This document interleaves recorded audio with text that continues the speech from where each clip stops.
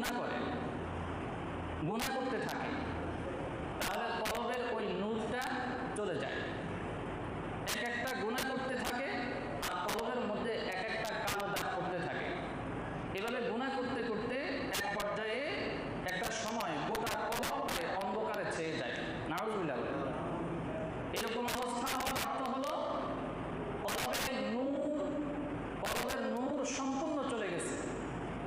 কলবের মধ্যে এই অবস্থা যখন হয় তখন ভালো মন্দ বিবেচনা বোধ এগুলো কিছুই থাকে না, সব বিলুপ্ত হয়ে যায়। নাউযুবিল্লাহ।